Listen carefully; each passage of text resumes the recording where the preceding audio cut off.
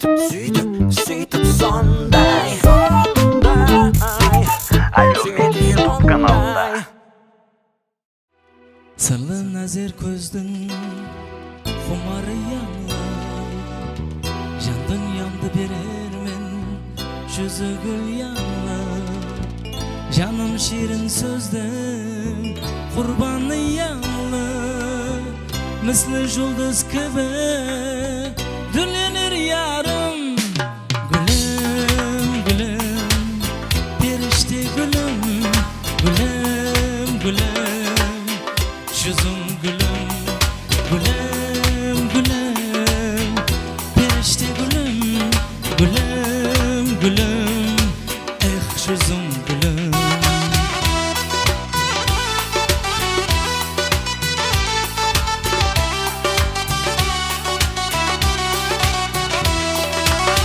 Bakıtқа толы бұл күллер көзлері Бірдемді билейді өзіне мені Шын мехірге толы күллер көзлері Әдулеп қастерлер абайлар мені Gülüm, gülüm, perişte gülüm Gülüm, gülüm, yüzüm gülüm Gülüm, gülüm, perişte gülüm Gülüm, gülüm, yüzüm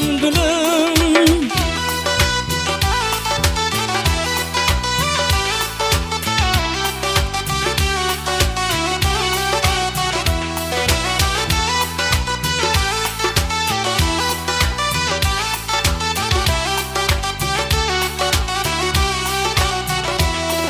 Gülüm, gülüm, perişte gülüm Gülüm, gülüm, yüzüm gülüm Gülüm, gülüm, perişte gülüm Gülüm, gülüm, yüzüm gülüm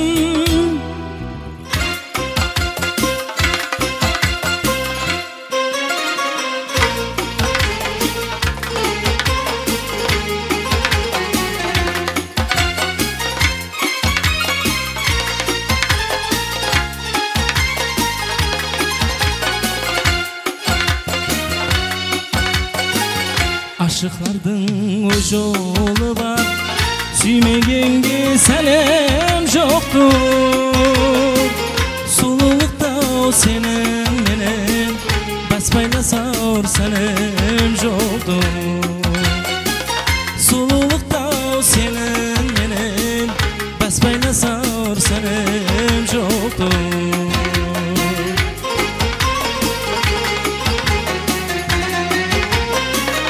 Aşık bakma söz halına Kanat der kıyalına Maşakatsız bir salına Yetimliğin tamam oldu Maşakatsız bir salına Yetimliğin tamam oldu Maşakatsız bir salına Yetimliğin tamam oldu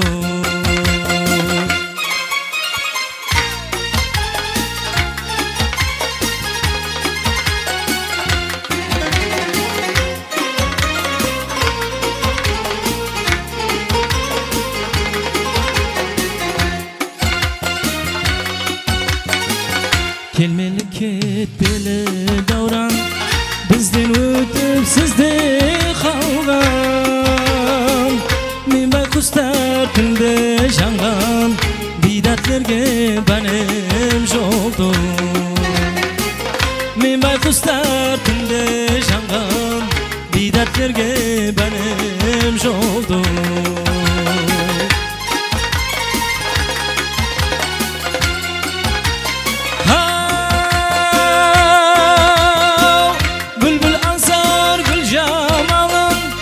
Sırtım bütün eşim canım Aşık ayaz arzu kalım Hat kasalar kalem yoktu İbrahim'nin arzu kalım Xatqa salor qalem joldu Aşık ayaz arzu xalım Xatqa salor qalem joldu Bidatlerge benim joldu Süymegenge senin joldu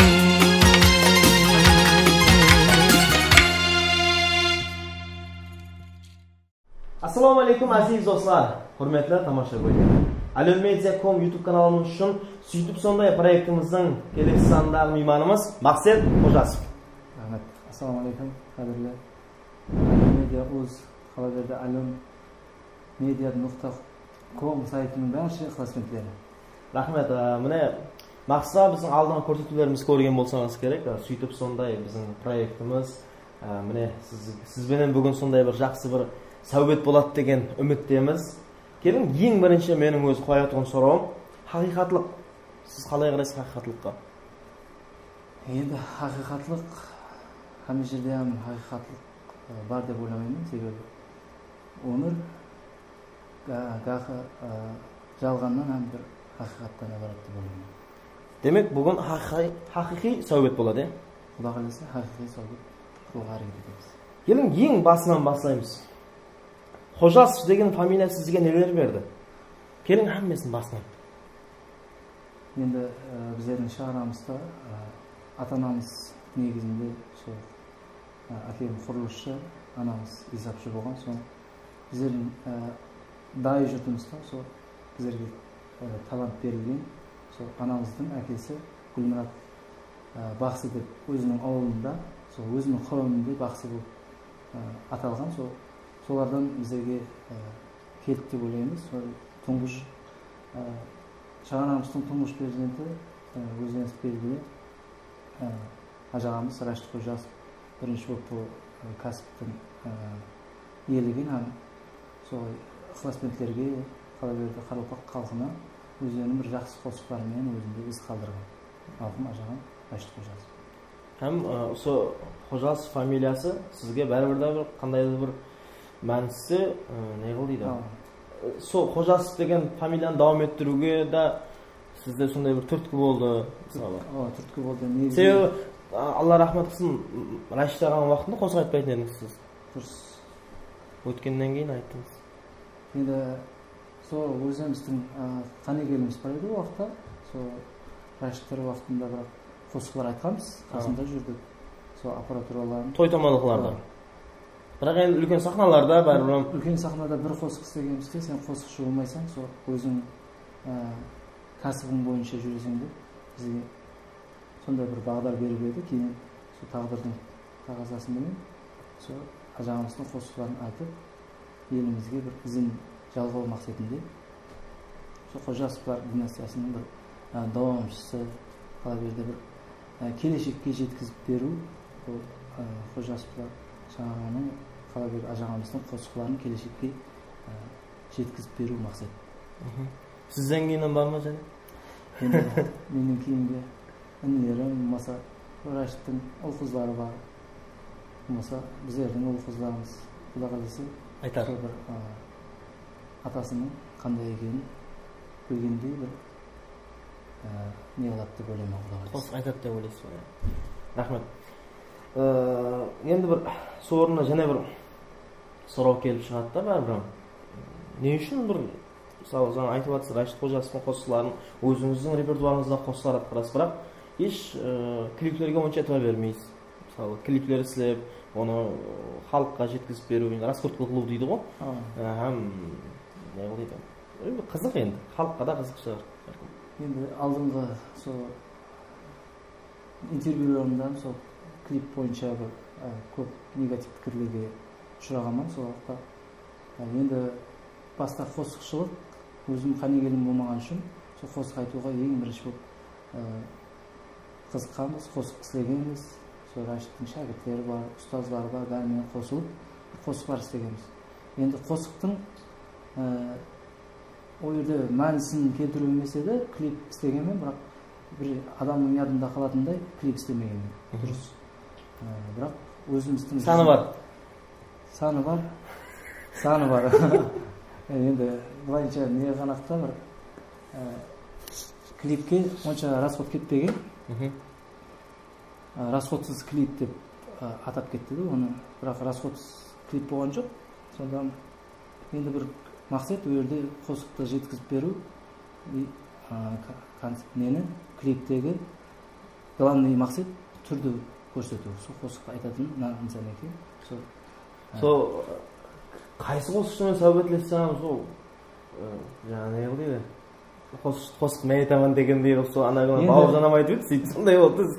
Біздерде енді рауажданып келіп жатты ғой, клип нені айландыруға телевидение емес алдылар бар еді, бірақ сол өзіміздің хабарыңыз бар ғой, Қарақалпақстан телеканалында тек соның пердесінде түсетін еді, соны клип деп көз алдымызға келтіріп қалған. Өзіміз клип деп үлкен уақиялар арқалы мелғанақта шетелдердің клиплерін көретіп болған. Қазір заманымыз рауажданып келді, келешегіміз сол клиптегі нелерді мәніске қарап клипті көретін, бақылап баратын болады. Енді бірақ келешекте бірақ бар ма Құда қаласа жақсы клиптер істеу? Құда қаласа өзі алдымызға мақсат етіп қойғанымыз сол клиплерге елде жарқындық кіргізу, Құда қаласа ниетімізде бар. Егер менен мысалы енді қайсы қосыққа клип алайын десеңіз, Гүлімге деп айтар едім мен. Енді көп адам Гүлімге деп қосық не жатыр, бірақ неге сол қосық бір еш харекетлемей жатсыз? Гүлім деген қосықты сол Әлеумеда негізінен сайтының негізгі досымыз бар, Алишер Қалибек деген, сол мойнап қойды, Құда қаласа карантиннен кейін. Негізі бар ма? Негізі бар. Клиптің идеясы дайын? Идея әмесі дайын, Құда қаласа карантин дәуірінен кейін соған қолаймыз. Сол қосыққа келіңіз, тоқталып кетейік, қатты жақсы қосық. Ұнайды ма? Қалай дөрелуі, кімнің сөзі, кімнің намасы? Енді бұл қосықтың негізі дөрелуінде бірінші Жоражан деген қосығымыз шықты. Бір Қадылдан достымыз бар, Жақсымұрат деген, сол Жорамызға арнап бір Жоражан деп қосық шығарды. Руслан деген ағамыз бар, композитор. Руслан Тажмұратов, қоңыратшы жігіт, ажағымыздан бір музыканты болып жүрді. Сонысынан бір Қадырдан Жоралаң бар екен, Жоражан деген бір қосық істеп берейін бе деп, ондай қосық шыққан жоқ қой, Жоралар туралы деп. Соған бір арнап қосық жазайық деп. Бір күндер сол қосықтың премьерасын дейді ғой, ондай премьерасын барып жууға барған ақтында жаңа келіншегі ақкөкірегімен қызмет етіп жүріпті да. Сөйтіп сол жерде отырып, сол ауқатын жеп болып патиясын беріп жатқан ақтында Жүзімгүлді Жорамыстың келіншегі аты. Соған саған бір қосық жазып беремін, Құда қаласа деп. Сол менен Руслан ағамыз бір күндер мынандай қосық шықты, Жүзімгүл деген. Бірақ енді атын Гүлім қоямыз деді. Қарақалпақтың нағыз аты Жүзімгүл. Негізі Жүзімгүлім деген қосық. Сөз намасы ұзын Руслан ағаң. Сөзі намасы Руслан Тажмұрат шығарып берген. Одан кейін сол халқымызға бір ұнаған екен, біздер қуаныштымыз. Қандай да бір Үмітлі қосық. Рахмет. Құда қаласа клипменен елде сол жаңа өзіңіз айтқаныңыздай Әлеумеда группамен бірге түсірсеңіз, елде жақсы болады. Құда қаласа. Үмітлі шыққай главный. Рахмет. Енді әмме қосықшыға, енді мысалы деген қосықшыға берілетін сұрау, көзге түскен, мысалы хит дәрежесіндегі қосықшыға берілетін сұрау, концерт деген сұрауды әмме береді. Менен алдыңғы сізге журналистерім берген шығар мысалы. Енді сол қатар мен де қазір өзімнің тамаша көйлерімменен соны бөліскім келіп отырыпты. Сіздің концерт режелеріңіз қандай болып отырыпты? Концертке келетін болсақ, осы жыл режеге кіргізіп қойып едік. Енді мына елімізде болып жатқан бір апатшылық дейді ғой, сондай.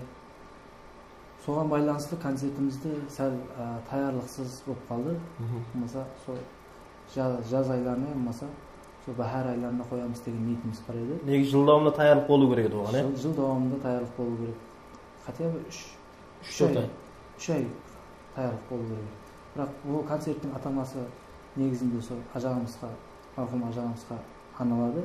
Соның репертуарларымен бірге өзімнің репертуарларын кіргізіп, сол жөнелістегі қосықларды халқымызға ілім ету. Бұл концерттегі негізгі қойылатын программада. сол Құдай қаласа енді алдымызға жақсы күндеріміз келатыпты ғой, Құдай қаласа. Сол ажағамыздың ықыласпен тілеріне қала берді. Азғандай болса да өзіміздің ықыласпен тілерімізге концерт құру ниетімде бар. Құдай қаласа режеде бар. Режеде бар. Рахмет. Осы YouTube көрсетуімізге сіздің алдыңғы салаларымызда эстрадамыздың ажайып таланты Бауыржан Хамидуллаевтың мейман болды. Көрген болсаңыз, егер көрмесеңіз, мен және бір ескертіп өтуім болады. Бауыржан Хамидуллаев өзінің сәубетінің давамында мынандай бір сөзді айтты. Мен Рашид Қожасовтың жалғыз шәкіртімін деген. Сіз енді бағана сөзіңіздің басында айтып кеттіңіз, ажағамның қасында жүрдім тойларда деп отырсыз. Демек, сіздің хабарыңыз бар. Бауыржан Хамидуллаев Рашид Қожасовтың жалғыз шәкірті ме? Кейін соған бір кеңелеу тоқталып кетсек. Енді оны жалғыз шәкірті деп айтатында біздер hem шәкірт емес, ең бірінші болып сол ажағамыз тойларға шығып басылады, халқымыздың жақсы күндеріне шығып басылған уақытында ең бірінші болып сол аппаратурасын қасында алып жүретұғын мен болдым, менен алдым. Бір Салауат деген ініміз бар еді, жорғамыз. Сол Салауат деген ол сәл енді имканаты шекленген бір бала еді. Сол Салауат деген достымыз қасында жүретін еді. Кейін көп тойларда бір азғантай дәпкілер еріскен екен, өзі бір жауапкершілікті адамға тапсырайын деп, сол колонкілерін бәрін мен өзім паятылап дейді ғой, паятылап, оңлап, шала кемтік жер болса. Сол өзімді азғандай болса да бір ремонт істейтін құқығым бар, соны оңлап ең бірінші болып берген. Мен hem шәкіртіммен, мысалы үшін інісі hem шәкірт есабында, ол жалғыз шәкірт деп, енді мен ескен ақтында сәл қолайсыз болды, Бауыржан жалғыз шәкіртіммен таяғын жедім. Біздер hem бақырсын естіп, бірақ інісі есабында емес, шәкірт есабында қасында ол жерде інісі қатты неде тұрған уақытында біздер hem ұрып жіберетін еді, бақырып жіберетін еді, сөгіп жіберетін еді.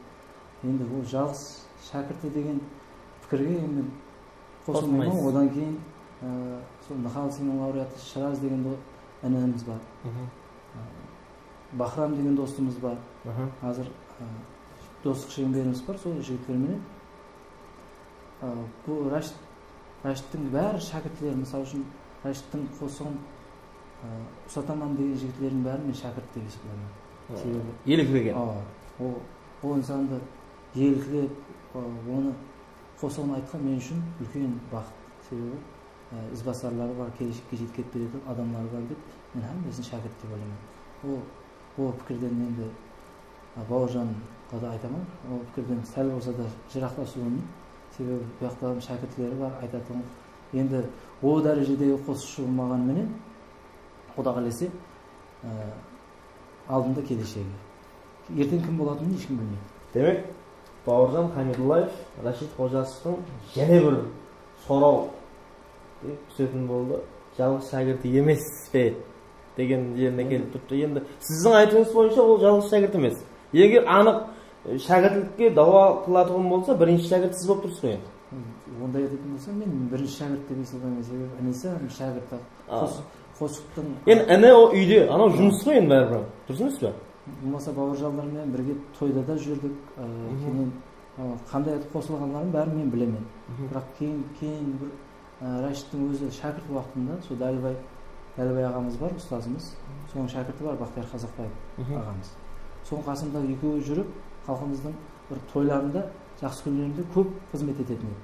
Екеуі қосылып, сөйтіп жүріп, құласы отдельно Рашид жеке өзі шығып басылады. Сол ағамыздан көп нелерді үйреніп, тойдың енді жол жобасын енді жас уақытында білмейсің ғой.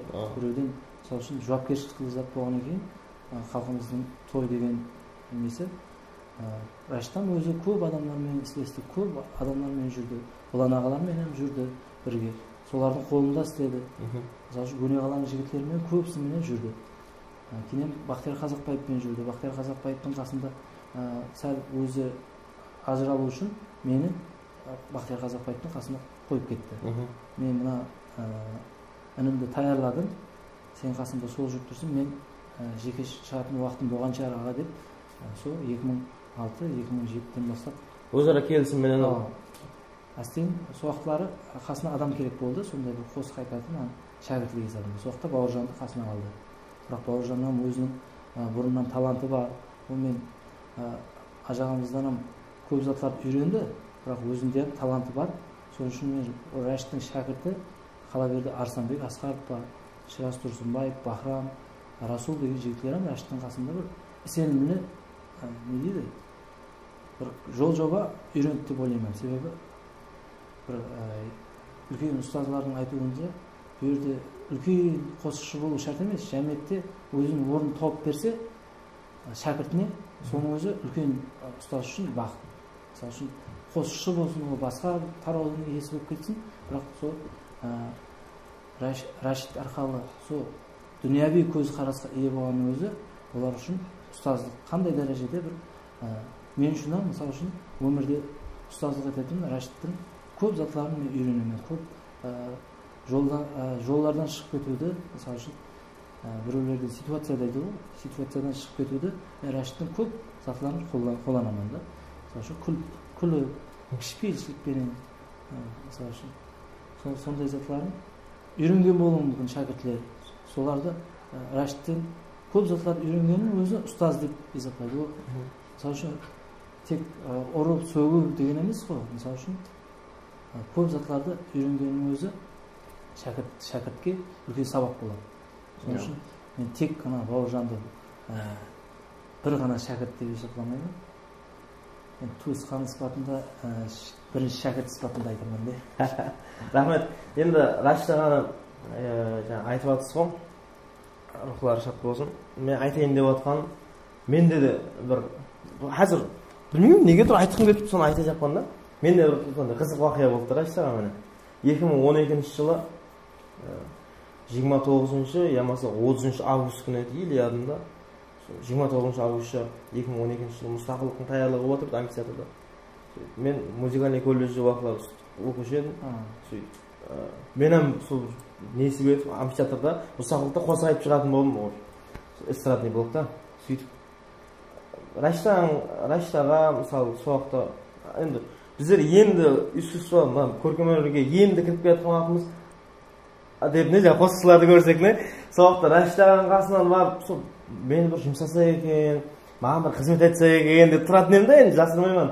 Сөйтіп қасымда жүретін мен. Сөйтіп сол жаңа 29 оған дейін мен жұмсап қызмет айтып жүрді ғой, бірақ өйтіп жіберіп соған қуанып жүгіріп жүретін. Сөйтіп жаңағы 29 августтың кеште машинаның пультін берді.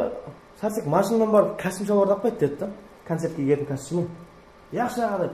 Амфитеатрдың артында жүгіріп бардық, забор бар ғой. Кинотеатрға шығып кететін забор. Машина соқтып тұрады ғой кинотеатрдың артында. Берлік кинотеатрдың артында. Сөйтіп жүгіріп бардым, дарбаза жауып тұрды. Ішкі істер қызметкерлері тұрыпты да. Аға деп шығып кете жақпан да өзімше деп есікті ашып, тоқтап тұр деп. Аға машина ана машина бір жерде түсетін. Машина бар, костюм шалбарды алып жіберейін дедім. Болмайды деді. Аға Рәшит Қожасов деп. Мен үшін енді Рәшит Қожасов қой енді. Рәшит Қожасов жұмсап дедім ғой. Не қалай Рәшит Қожасов болса дейді жаңа. Жаңа білесің. Аға дедім. Болмайды деді. Ойса бар. Енді қалай деп барып, аға милиция жібермей қалды, Рәшит Қожасов десем, сіз менсінбей деп айтылмаймын ғой. Енді Алла рахмет етсін. Барып қайт деп жұмсады. Мен соны бітірмей барсам, екінші қайтып жұмсап бере қалады ол. Үстінде ақ костюм шалбар, Ильядында. Аппақ костюм шалбар, туфлем ақ біздің. Забордан өрмеледім ғой. Амфитеатрдың заборынан өрмелеп, былай қарап түсіп барып, машинды ашып, артынан костюм шалбарды алып, заборға былай қойып, өзім қайттан өрмелеп түсіп, міне іліп кеттім, бытыс болды, сөйтіп барып, апақ бердім. Енді оны деп, аға өрмелеп барып, қайттым деп айта алмайсың ғой енді. Сөйтіп барды, концерт амфитеатрда шықтық, мощный болды. Сөйтіп 5 сентябрь күні Берекет деген тойханада Ильядында мен басылаушы болып тұрмын. Рәшит аға қосық айтуға келді, бір ағай келді. Арадан 3-4 күн өтті ғой мысалы. Сөйтіп екеуміз сыртта сөйлесіп тұрып машинаның қасында. Сөйтіп аға ана күні мен костюм шалбарды жібердіңіз ғой дедім. Деді. Соқты сондай қызық болды. Айтпайсың ба маған өзім бар? Иә аға деп секіріп барып қайттым десем, малдыс деп. Сол кезде мысалы сондай бір не қылды. Сол адамның сенімінен шығып қалмайық деп, сол қайтып барсаң енді қайтып жұмсамай қалады да ол.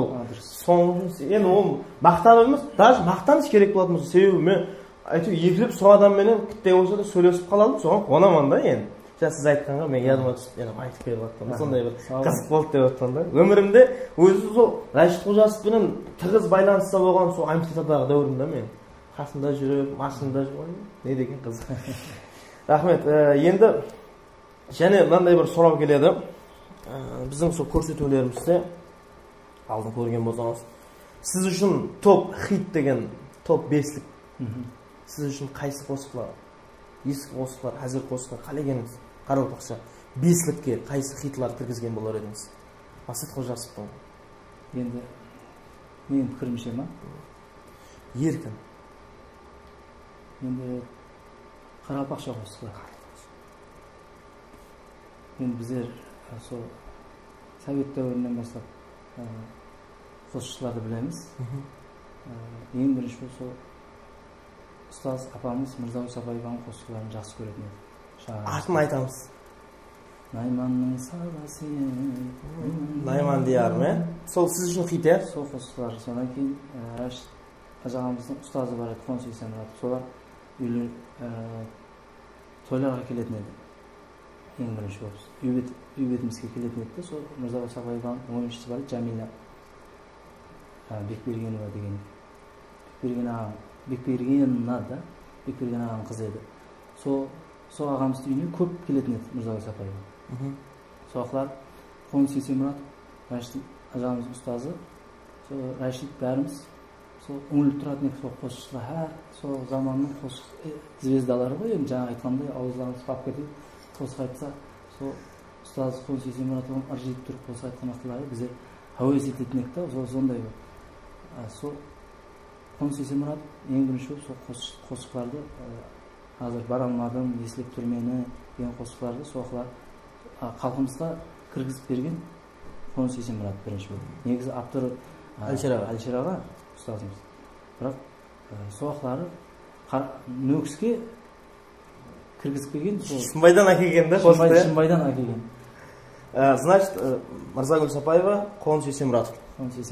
Және одан кейін Өзбекстан Қарақалпақстанның қызмет көрсеткен артист Мақсат Өтемұратовтың қосықлары. Қайсы қосығы? Бір қосығы. Ең бірінші болып сол Періште деген қосықлар бар, Ішқы Дебдуі деген қосықлар бар, соларды жақсы көретін еді. Және кімді айта аламыз? Сүйіп қалдым қосықлары. Мақсаттағы. Демек, Қоныс Есенмұратов, Мақсат Өтемұратов һәм Мырза Усапаева. Және төртінші енді қазіргі хитлардан деп айтатын болсам, достарымыз бар. Байрам Пердебаев, Бахадыр Азымбетов, Арсланбек Асқаров, Демекс деген достымыз бар. Сіз қараңыз, екеуі қалды. Үшеуін айттық, екеуі қалды. Қазіргі заманда сол Байрам Пердебаев ата-анасы, және Бахадыр Азымбетов, Ләйлім болды. Сіз үшін хитлар.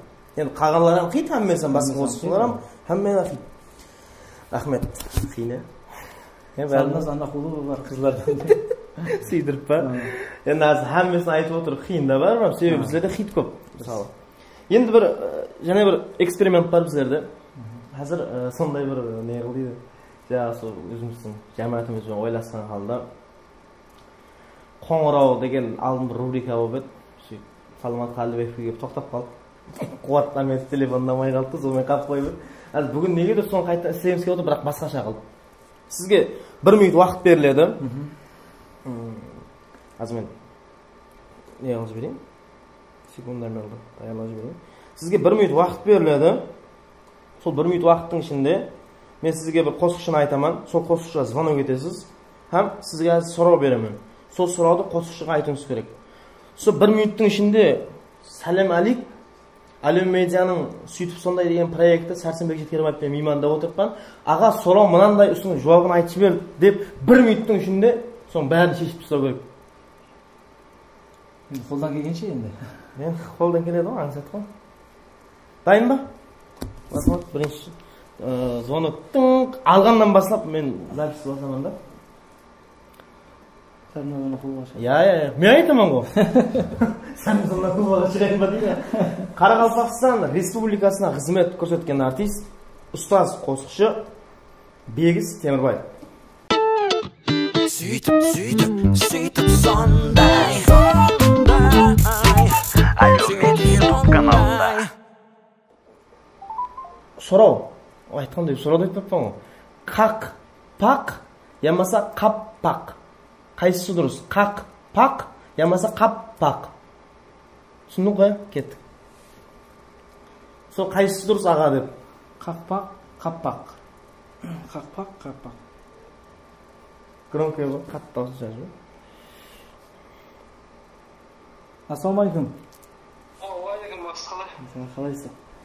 Ораза айтылаңыз берен. Ниеттеріңіз қабыл болсын. Рахмат. Өзіңе де. Рахмет аға. Жұмыстасыз ба? Шаршамайсыз ба? Болады үйде. Аға бір не бар еді ғой?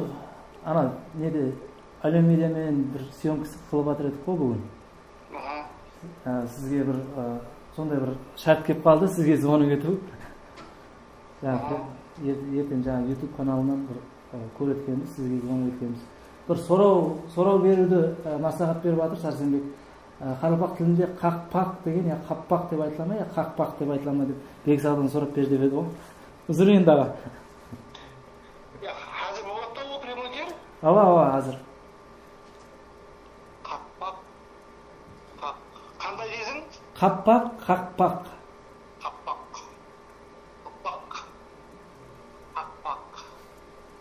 Ол екі сөз ғой екеуі. Соға енді мен сұрауға да толық түсінбедім, бірақ сұрау берген уақытында қақпақ, я қаппақ деді да. Бексағдан сұрап бер деді. Мен Қарапақша білетін ағамыз бар еді. Соны кетейін деп. Екеуін пайдаланылады, Екеуін пайдаланылады. Екеуін пайдаланылады. Әр жердің, мәселен, ауыллардың мәселен бөлінеді да, мәселен Шықпайбеттікі басқа, Қалдықкөлбеттікі, Шоңнабет, әр жерге қарап, мәселен Сарқым дейді, бір жерлерде Шөлмек дейді деген дейді, сондай қақпағам дейді, қаппағам дейді. Ол екеуі мәнісі бір, бірақ негізі жаңағы не қыл дейді, әр жердің өзінің несіне қарап айтыла береді да. Қаппақ деп кәдімгі жалпақша тілде айтылады, бірақ негізі қақпақ қой, қаппақ. Бірақ қаппақ деп андай ауызекі тілде қаппақ деп айтылады да, айтып кеткен. Рахмет аға, сау болың. Жұмыстар табыстар. Бексағ, рахмет. Сондай бір мазмұнлы жауап үшін, себебі азыр несіменен дәлелмен келтіріп өтті. Бірақ 2 минут 1 секунд болды. 2 минут 1 секунд болып 1 минут жетпейді екен, негізі аз екен, 1 минут. 1 минут аз болады, себебі Аман той сұрасам негізі 1 минут болып қалды ғой. Ондай ағаларымызға шығу үшін бірінші ахуал сұраспасам, бірден сұрауға мақсатқа өтіп кеткен ғой, қолай сұрақ. Олар оны адамның үстінен бассынғаны ма деп ойлайды. Бассын емес, бұл бар ма? Шоу программа ғой енді. Бексағға жақсы түсінеді бұндай. Себебі заманменен тең адым атып жатқан біздің ағаларымыздың бірі Бексағға. Мен рахмет мінедаршылықлар емен, хәмеше осындай қолдап қуатлайды бізді расын айтқанда. Хәмеше Бексағға бір қоңырау болсақ, әйтеуір қолдап қуатлап, бар көмегін осындай аямай інілеріне. Дұрыс түсінеді, бірақ енді бәрібір бірінші ахуалын сұрамасам, ол мысалы үшін жазылгеннен бірақ ахуал сұрама деген жат бар, өзіңден ахуал сұраса, бірақ жоқ қайтар деген. Бірақ сондай енді біз жұмысымыз күшік звонок еттік. Қарапақшылық ба? Қарапақшылық сұрау жазылгенге. Дұрыс. Енді мен айтайын деп жатқан 1 минут аз болады екен, 2 минут болу керек екен. 2 минут. Ендігі де 2 минут қылың ашын. Енді және бір қосымша қоңырау қылайық та, қызық болсын. Кім өзін сайлай қойын. Елге белгілі, халыққа белгілі. Сұрау береміз болғана? Сұрау береміз. Сұрауды беремін. Хоккейде бір командадан неше адам мұзға түседі деген сұрау. Хоккейде. Кімге? Сен бір бала бір қыздан бола қойсың? Кімге соны айтамыз? Айгүл Надирова ше. Өзбекстан Республикасына қызмет көрсеткен артистка Айгүл ханым Надирова. Айгүл апа біледі ау мұны? Айгүл апа біледі ау. Айгүл деген контакт көп екен, соның үшін. Айгүл Надирова. Білмеген таңдау. Сөйтіп сондай YouTube каналында. Мархамат, бізде қоңырау Өзбекстан Республикасына қызмет көрсеткен артистка Айгүл ханым Надирова.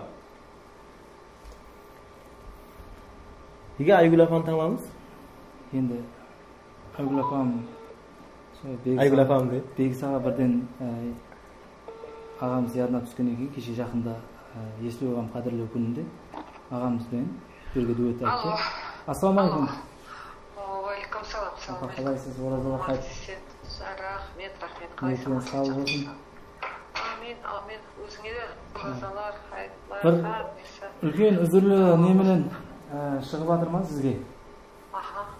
Ал бізде жаңа alommedia.com сайтымен біргелікте бір не істеп жатырық қой, проект сөйтіп сондай деген. Сөйтіп сондай? Сол проектте бір сұрау келіп қалды, сізге шығуды өзім қаледім. Бір сұрау келіп тұқты, хоккейде дейді, майданға неше адам түседі дейді, соны ұстаз апаң болса, содан сұрақ көрдіп еді ғой. Үйде тап қазір ешкім жоқ айтам, соны сұрайды ондай даже. Құма аренаға барып жүрсіз көрмедіңіз? Құма аренаға барған кезде, сол хоккейшілер жоқ кезде барғанбыз ғой біздер. Соқта жаңа несін радиобалкеге нөмірлен санап көрмедіңіз ба? Возможно, да, было. Бар еді, цифралар бар еді, лекін әтібар бермеппін. Бәлкім 11 дегенен бар шығар, значит, 11-13 адам ойнайды ма, сондай шығар. Тахминан енді, точно не знаю. Қызық болғансын енді ол хоккей дегенге. Ол ма, рахмет сізге. Құда қаласа сізге YouTube каналынан сізге қоңырау қылғаным. Болады. Рахмет сізге, Алмет. Рахмет ме? Ақа сау болың. Сау болың. Аман болың. Өзбекстан Республикасына қызмет көрсеткен артистка Айгүл ханым Надированың есабы бойынша хоккейде 11 адам ойнайды екен. 11? 13. 11-13. Сұрау. Сұрайтын апамыздан сұрадық та, хоккейге аман қызғады. Я, мен ойладым. Енді Айгүл апа европеизированный адам да, сондай бір қатты бір не қылды, заманмен тең нәпес алып кеткен адам. Мен ойладым да, қазір ойып қапыс балау, енді Айгүл ападан сұрағым мен біледі ау бәрі. Деп ойлап қойым расыны. Енді оказывается білмейді екен ғой бәрібір мен. Әркімнің қызығушылығы әртүрлі, соның үшін. Хоккейде неше адам білесіз бе өзі? Хоккейде бір командада. Бір командада 6 ямасы 7 адам болады шығар. 6 болады. Біліп қою керек енді. Себебі хоккейдің майданы кішкентай, ол жерде 11 адаммен болатын болса, ішінде тек төбелес көретін шығарсың, ол жерде хоккей көрмейсің. Өзі итаган төбелес көп қой ода. Итаг 6 адамның өзі басып істейді, 6 адаммен 6 адам. Неше заманға дейін деп келіп кетсең бастатылмайтын. Рахмет. Енді сондай бір не қылды, әділ әкесіз шаңырақта хабарымыз бар, Құдайға шүкір. Алланың берген ұл қызлар бар. Енді айтайын деп отырған, бала қатты жылап атса, шыңғырып, мамасы базарға кеткен, бала жылап атса, жұбату керек. Шарт баланы Бахадыр Разымбектің қайсы қосығымен жұбатқан болар едіңіз. Хайюдың орнына. Хайюдың орнына ма?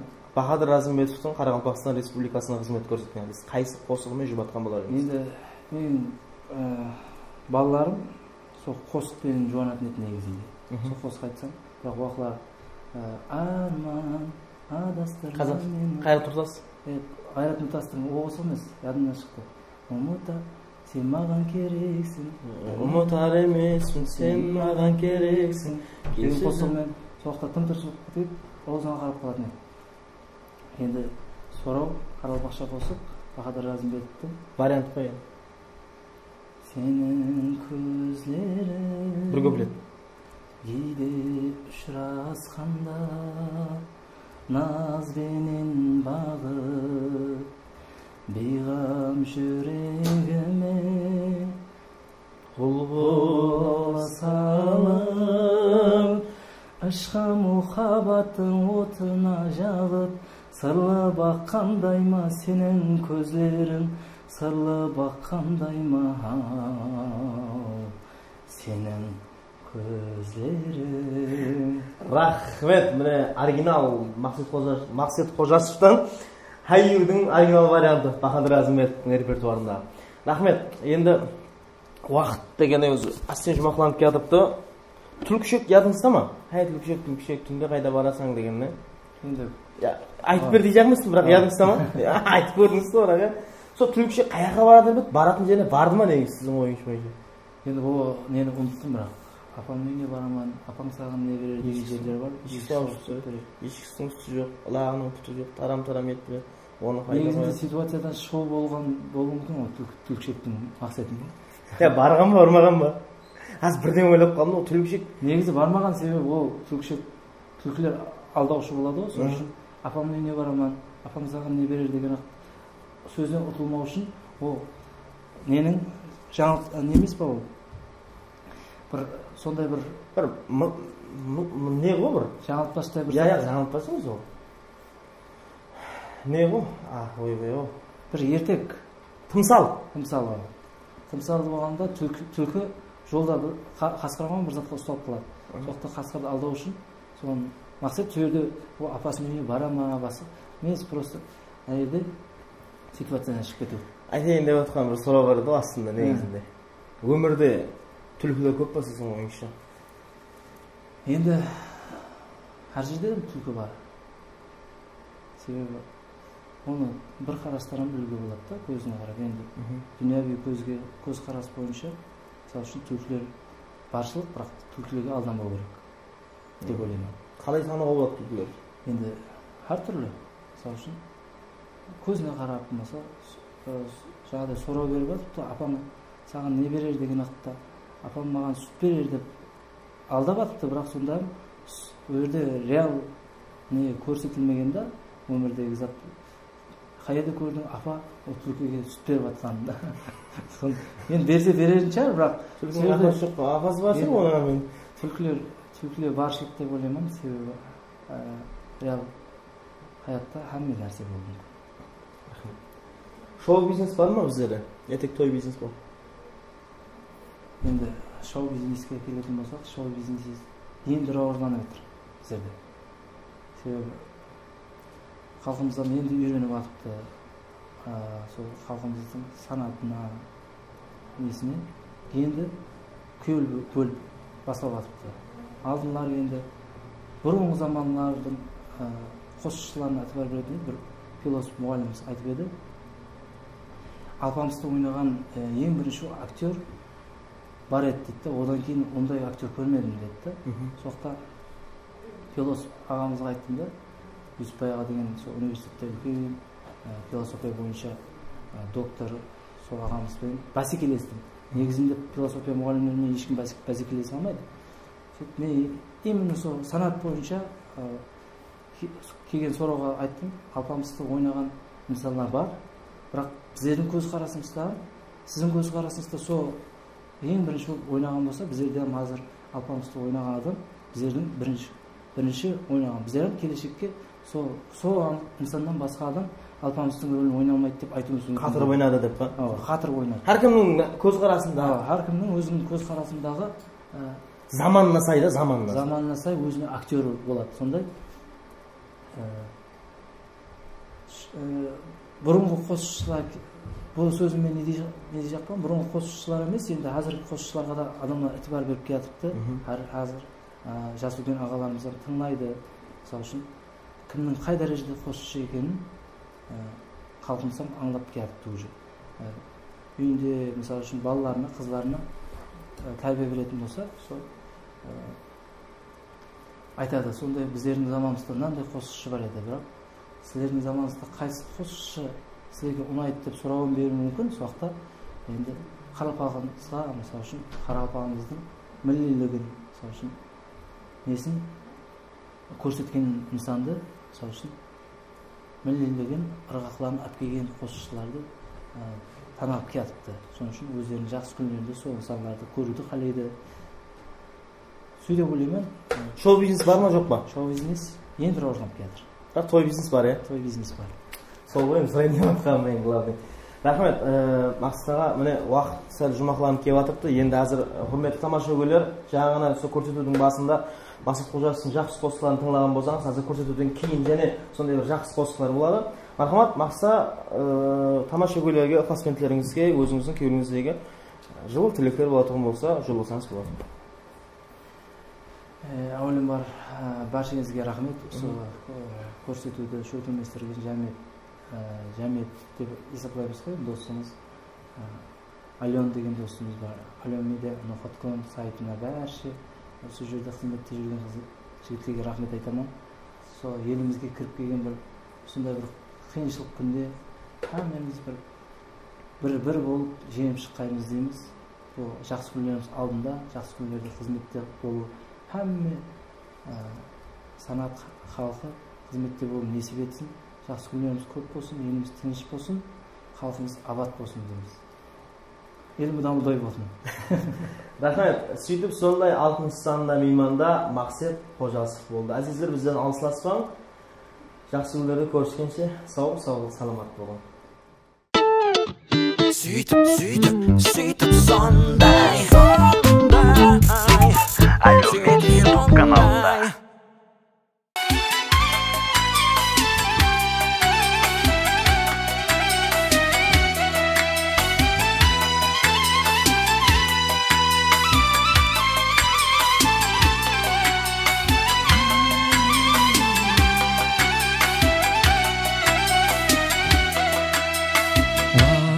Atтай şabar, жазға жаз қоса, менде зеру жоқ, жолымды тоса.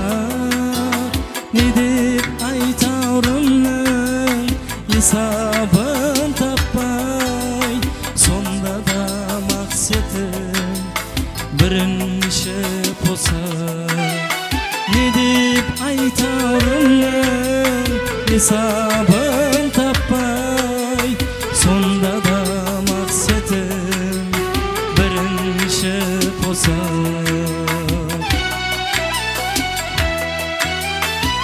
18 baharım o'tdi haylarda, sarvıtanlar şeyha aldıma saylarda.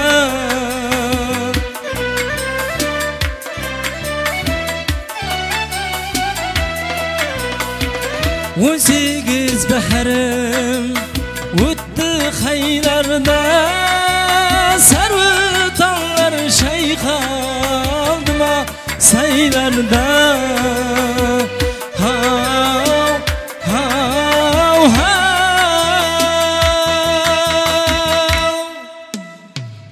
Ayrılık şıncırı ayakka түсіп, баралмадым сен жасаған жайларға.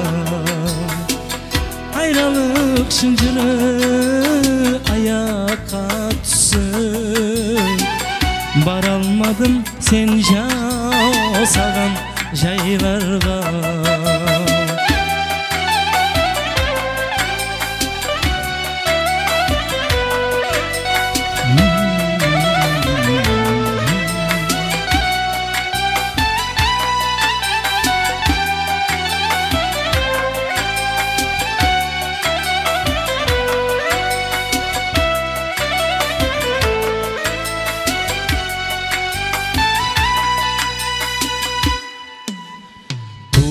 Жолдан сыртқа қадел бұзбайсам, мені ішім жалым, ал сен қызбайсам. Сен бірінші жай алғансаң жүректен, маған елі 15 жасар қыздайсың. Сен бірінші жай алғансаң жүректен, маған елі 15 жасар қыздайсың.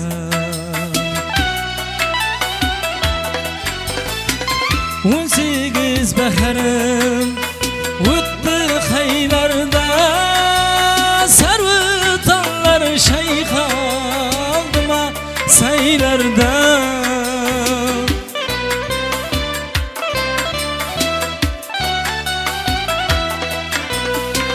18 baharım o'tdi haylarda, sarvıtanlar şeyha aldıma saylarda.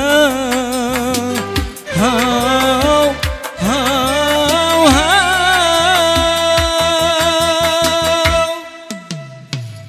Ayrılık şıncırı ayakka түсіп, баралмадым сен жасаған жайларға. Ayrılık şıncırı ayak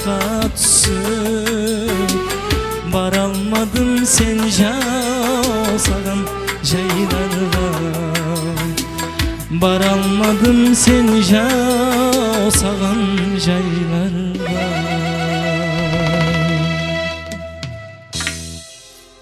Bir avulda tuğuldum, öttü balalığımız. Avuldan koşup kettim, ayra tüstü aramız. Avuldan koşup kettim, ayra tüstü aramız. Menzilingdi soramay, men gaybana kalıpam. Sırımdı men aytalmay, balalıkka salıpam. Balalıkka salıpam.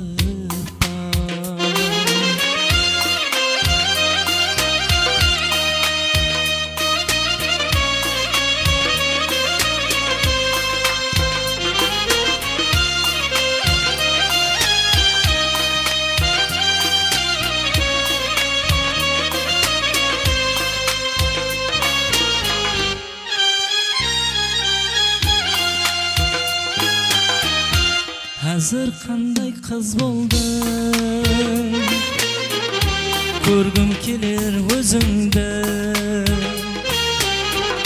Kechir ayta almadım, suydim degan so'zimda. Kechir ayta almadım, suydim degan so'zimda. Menzilingdi soramay, men gaybana kalıpam. Sırımdı men aytalmay, balalıkka salıpam. Balalıkka salıpam.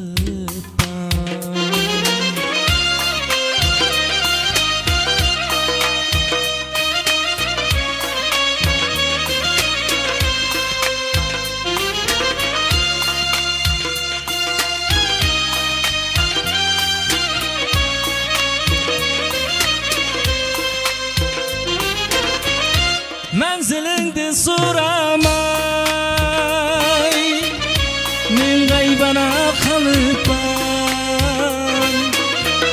Sırımdı men aytalmay, balalıkka salıpam.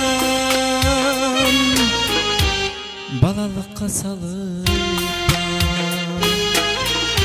Balalıkka salıpam.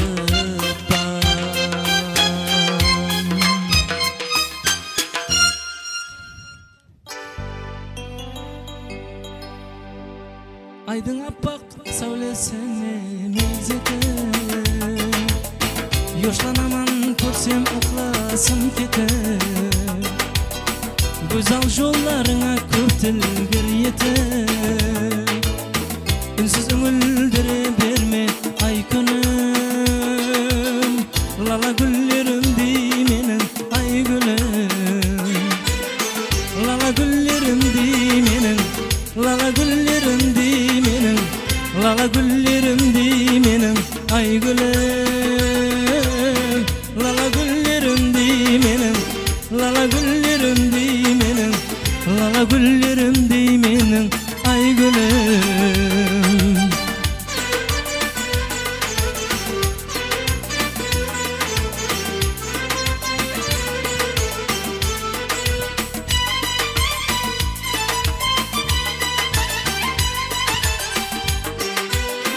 Dünya degin sonday ajoyib go'zal, yarim o'zing aytgan qo'shiqday misol.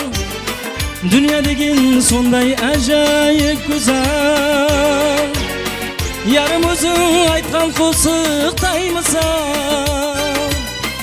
Vaqti terazangdan sirtqa nazar sol, dilgir bo'lib kutib turib panjanim. Ahuzarım mening kelchi dilbarim, Lala güllerim dimenin, lala güllerim dimenin, lala güllerim dimenin, ay gülüm. Lala güllerim dimenin, lala güllerim dimenin, lala güllerim dimenin, ay gülüm.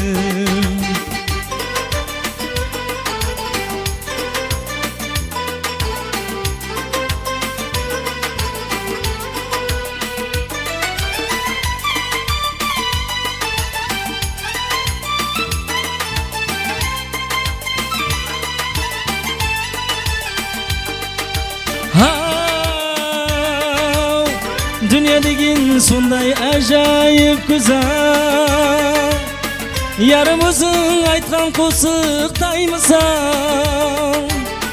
Vaqti terazangdan sirtqa nazar sal, dilgir bo'lib kutib turibman jonim. Ahvozarim mening kelshi dilbarim. Lala gullerim dey mening, lala gullerim dey mening, lala gullerim dey mening, ay gulüm.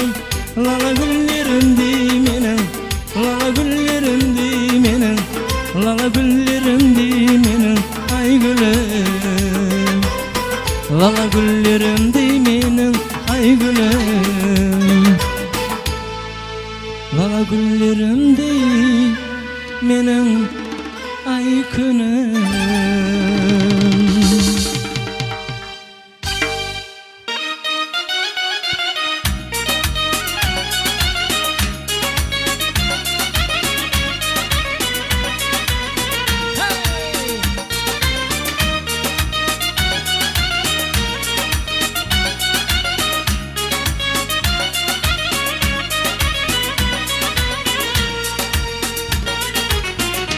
Şirin oylar jeteginde oturaman giyde giyde.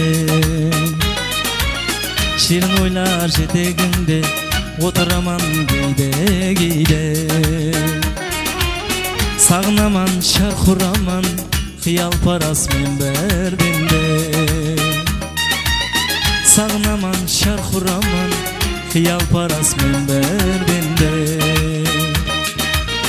Uzaklaşıp gitme canım, sağan menin akuzarım. Tasa bulsan gözlerimden ne kişiydi menin halim. Uzaklaşıp gitme canım, sağan menin akuzarım. Tasa bulsan gözlerimden ne kişiydi menin halim. Ne kişiydi menin halim.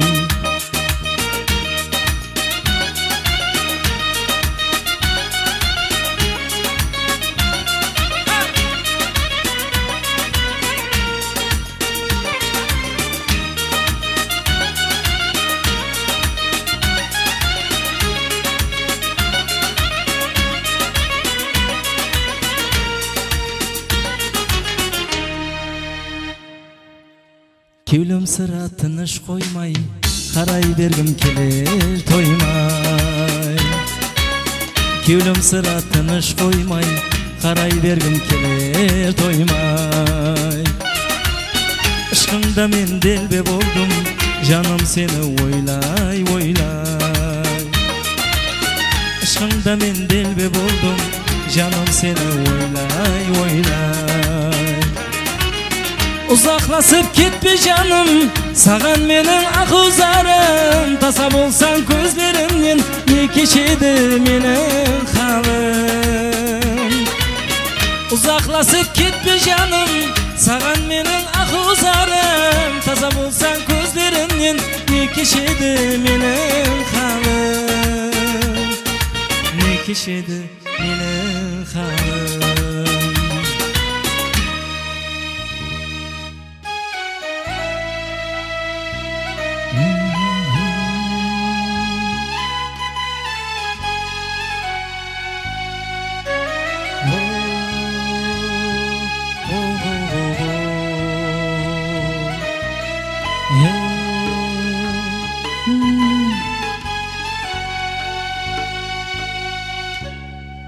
Aydana kız aydana,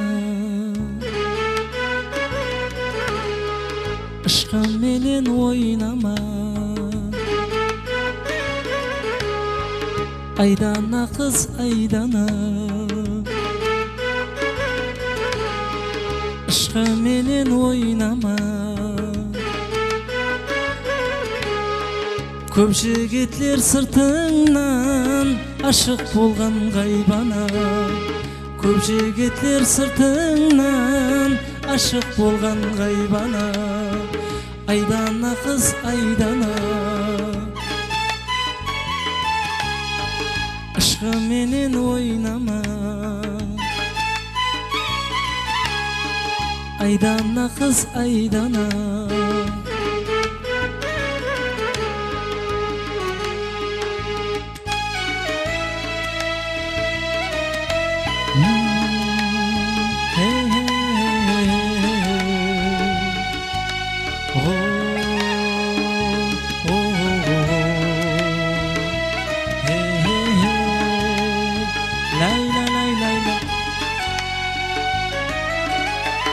Sulu'dың jamalına kimler aşık bolmagan Men benesip kalmayın anık cevap bermagan Sulu'dың jamalına kimler aşık bolmagan Men benesip kalmayın anık cevap bermagan Aydana kız aydana Aşkım menen oynama Aydana kız aydana Aşkım menen oynama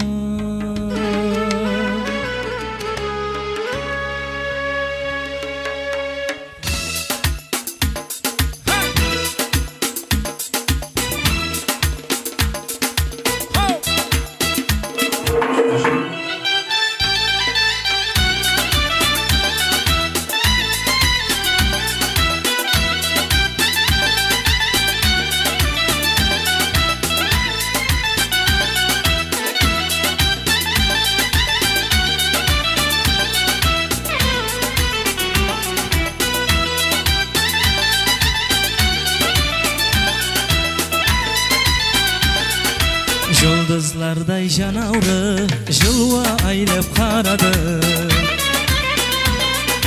Yıldızlarday janavrı Jılva aylep karadı Шығып кеулім kanarı Aşık oldum bir kızga Dangur dungur darvaza Aşık buldum bir kızga Dangur dungur darvaza Aşık buldum bir kızga Alma bersin almayday Dertim menin dağlayday Aydındağı akkuday Oynaydı yar oynaydı Yüreğimiz kaşın bir Poza toyun toylaydı Oynaydı yar oynaydı Yar hey yar Oynaydı yar oynaydı Hey yar hey Oynaydı yar oynaydı Oynaydı yar oynaydı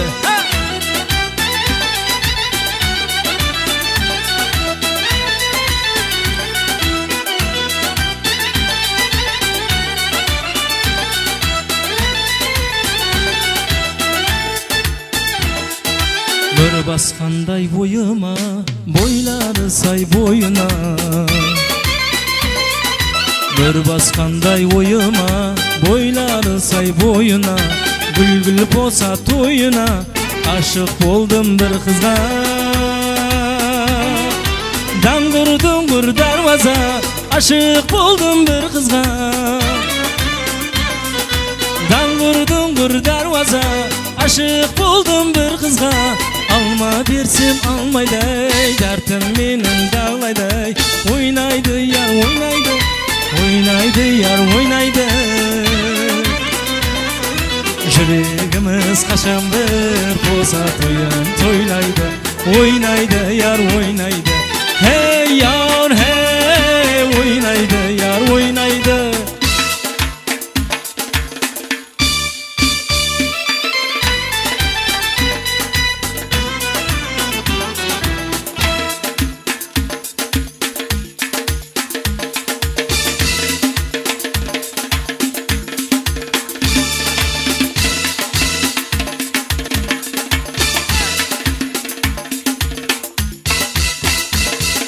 Hey yar hey oynaydı yar oynaydı.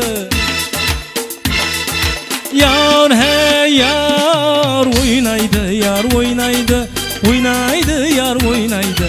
Oynaydı yar oynaydı.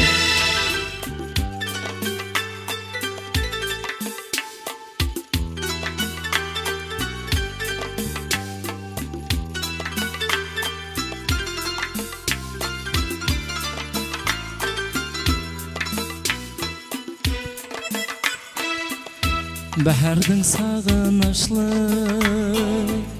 tağı atqanda,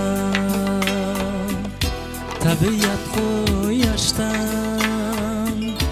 lezzet tapqanda, lezzet tapqanda. Seni oylab canım muңa batqanda, derya kanarında uzak turarman ey. Gözüngde ayıralmayın ha, tursam alışta. Uzakka kete almayın ha, tursam jağısta.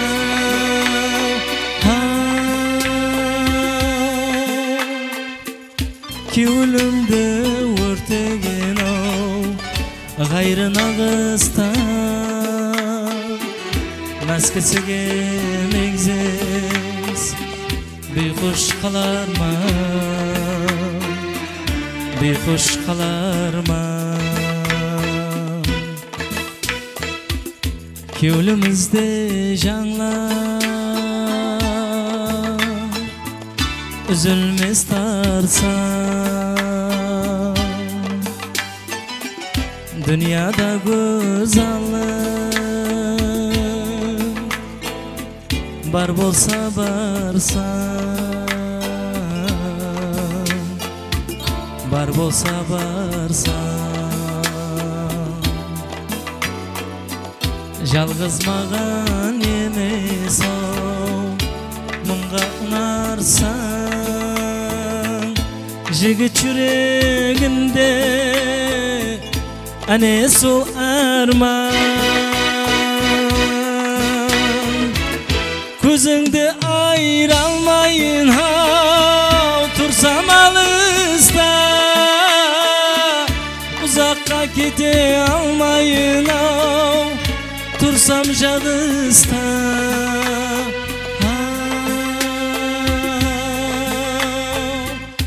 Köyümde örtegen gayrı nağısta. Maskesiga megziz bexush qalarman, bexush qalarman.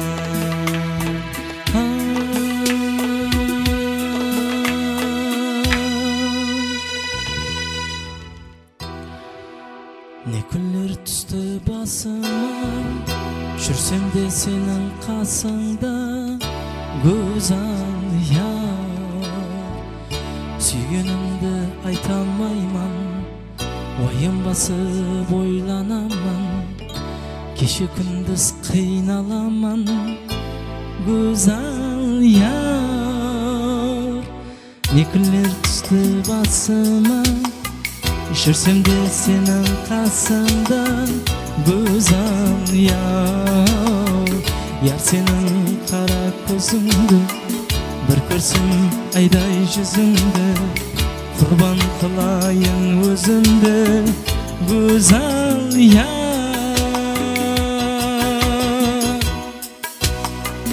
Qalesang men qul bo'layin, bag'ingda bülbül bo'layin. Sen Leyla men Majnun bo'layin. Qalesang men qul bo'layin, bag'ingda bülbül bo'layin. Sen Leyla men Majnun bo'layin. Sen Leyla men Majnun bo'layin.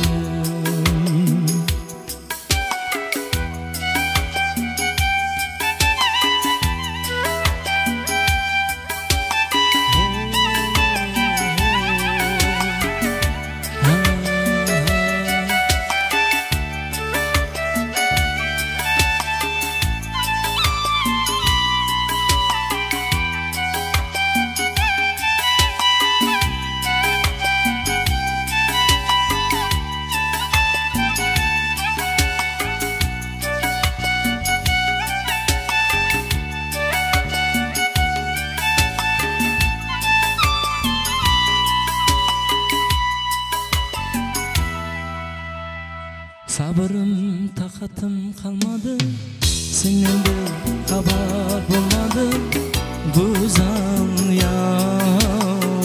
yar senin qara ko'zingni bir ko'rsam ayda yuzingni qurban qilayin o'zimni go'zal yar sabrim taqatim qolmadi seni bir xabar bo'lmadi go'zal yar senin qara ko'zingni bir ko'rsam ayda yuzingni qurban qilayin o'zimni go'zal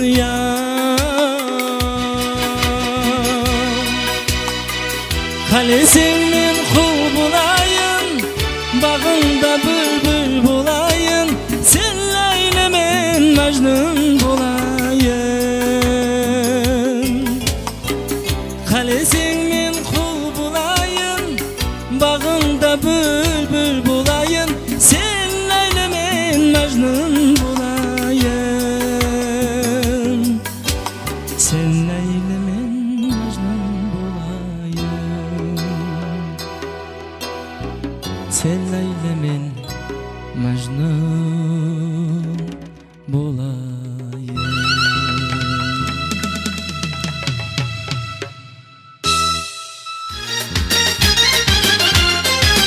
seni ko'rmaganlar to'rt mavsum o'tdi bahar gulum to'gib qiz kelib ketdi muhabbat ishqingda bir jonsan yetdi qaydasan qaydasan qaydasan dilbar muhabbat ishqingda bir jonsan yetdi qaydasan qaydasan qaydasan dilbar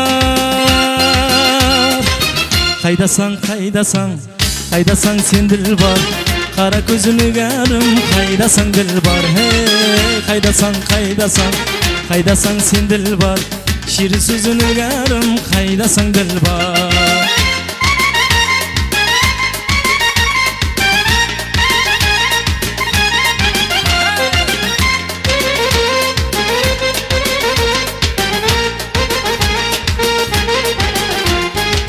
qayda qara ko'zim shag'imdan azim qaydasan nurlagan muhabbat sazim yo'lim ravshani baharim jazim qaydasan qaydasan qaydasan dilbar yo'lim ravshani baharim jazim qaydasan qaydasan qaydasan dilbar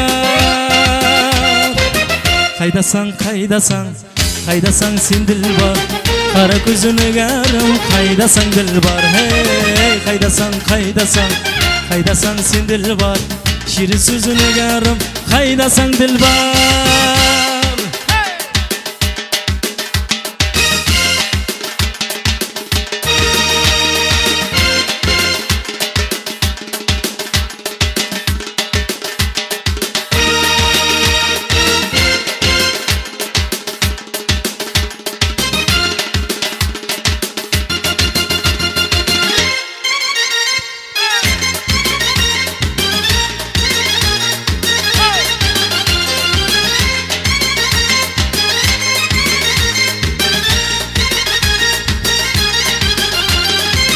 gullerden içinde o'zim turmedim tubinde kelirdi boshida abjurmedim ayronlikda jasad davron surmedim qaydasan qaydasan qaydasan dilbar ayronlikda jasad davron surmedim qaydasan qaydasan qaydasan dilbar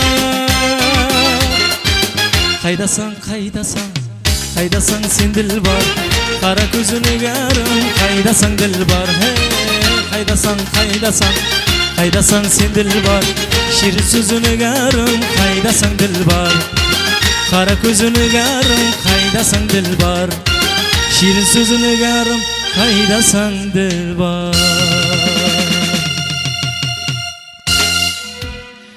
kullimlese altın quyosh sizga o'xsar ana jonim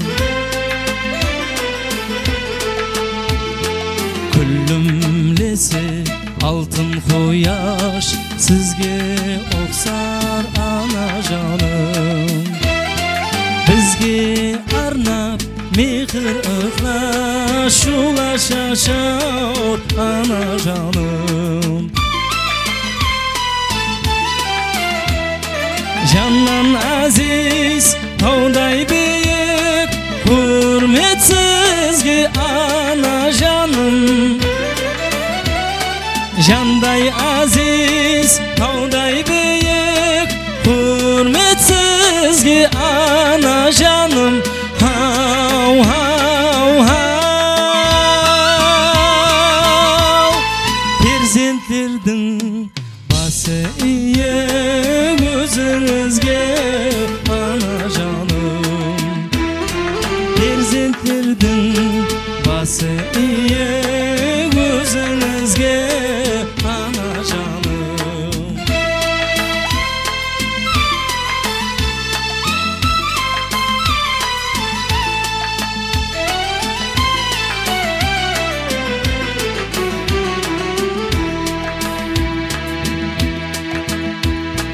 Tün uykusun törtten bölüp canından can mehir vergen.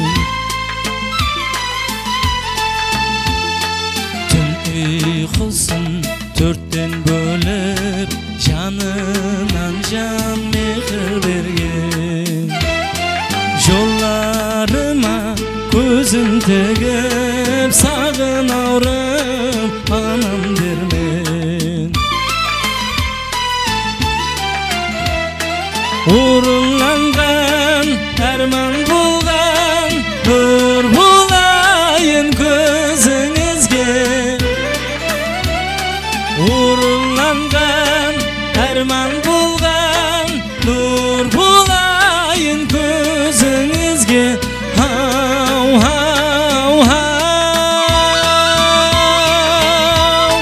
kuvat bulgan derman bulgan bulayın özünüzge. Kuvat bulgan derman bulgan bulayın özünüzge. Ana canım ana canım.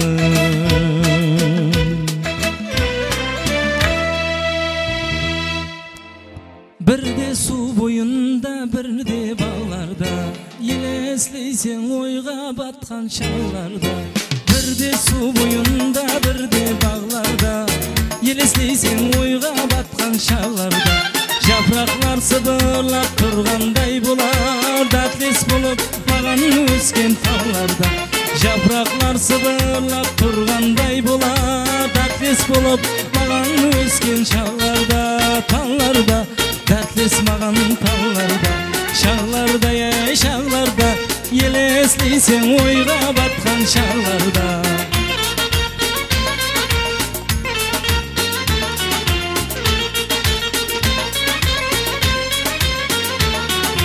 Yolunda ay bolup sen payda buldun. Sulu gözlerine men şayda buldum. Yolunda ay bolup sen payda buldun. Sulu gözlerine men şayda buldum. Aşık bolgan menen jetkelmez arman. Жерден kolsuz aman sen ayda buldun. Aşık bolgan menen jetkelmez arman. Жерден kolsuz aman sen ayda buldun.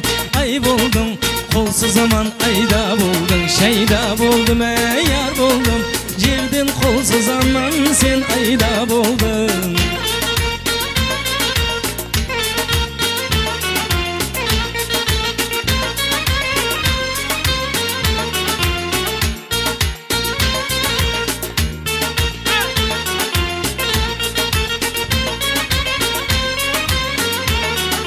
Bunçeli ağırma süygünün jola. Negi pişanası tatlerge tola. Bunçeli ağırma süygünün jola. Negi pişanası tatlerge tola. Niyetim hak jurer jolların düzü. Aşık bolgan mendi bir haktın kulu. Niyetim hak jurer jolların düzü. Aşık bolgan mendi bir haktın kulu. Haktın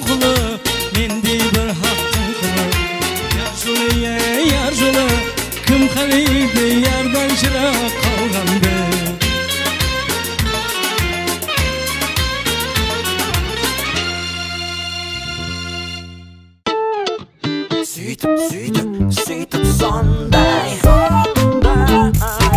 Әлеумет YouTube каналы